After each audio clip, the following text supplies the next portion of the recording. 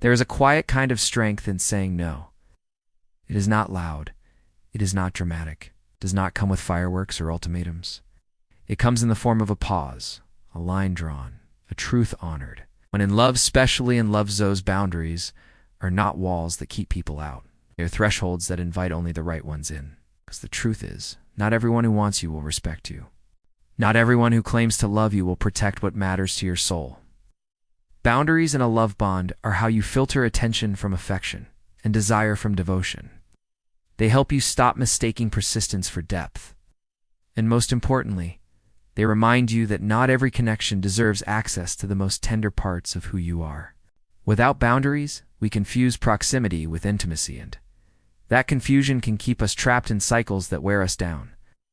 I am Zane, a relationship consultant and psychologist. Let's dig in, my beloved ones. Number 1. Why boundaries are love's silent anchor. We are taught that love means saying yes. Yes to compromise, yes to sacrifice, yes to showing up even when it hurts. And while love does require flexibility, it does not require self-abandonment. A boundary is the moment you decide that loving someone else cannot come at the cost of abandoning yourself. It is not a rejection of them, it is a recognition of you. It says, I can love you and still say no. That is not cruelty. That is clarity. It is not about building walls, it is about holding your shape. And in holding your shape, you hold your integrity. Nice. When your sense of self remains intact inside the relationship, that is when you know it is a space worth being in.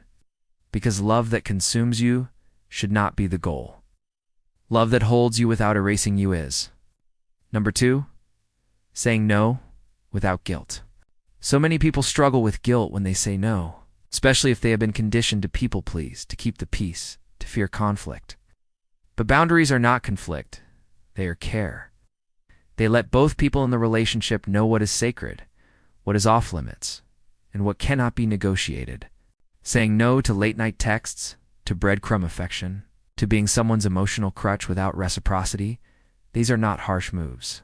They are honest ones. And honesty is what love needs to grow. If a relationship falls apart because of a boundary, it was already built on imbalance.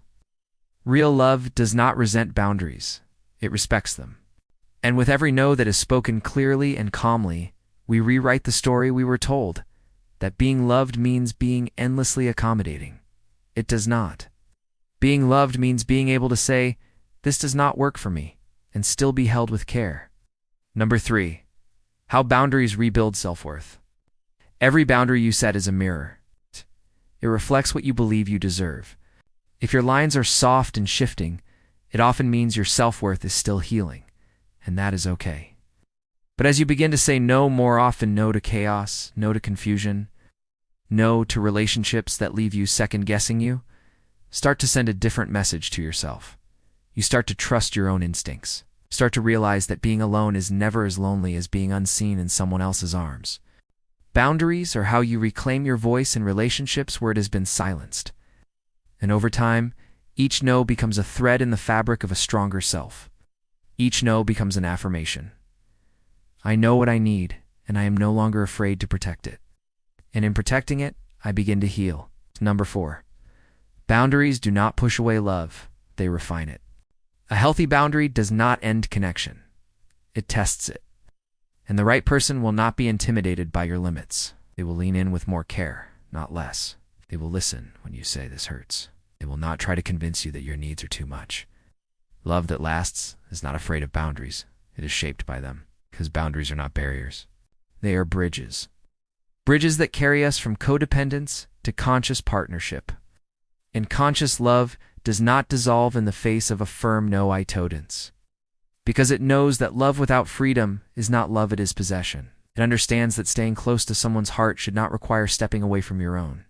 The truest form of intimacy is built in the spaces where respect meets vulnerability. Number 5, your yes becomes more powerful. The beauty of boundaries is that they make your yes mean something. So when you say yes from a place of freedom, not fear, not obligation, not desperation, it carries weight. It means you have thought about it. It means you are choosing with both your heart and your self-respect intact. And in a world that often asks us to prove our love through sacrifice, this kind of yes is revolutionary.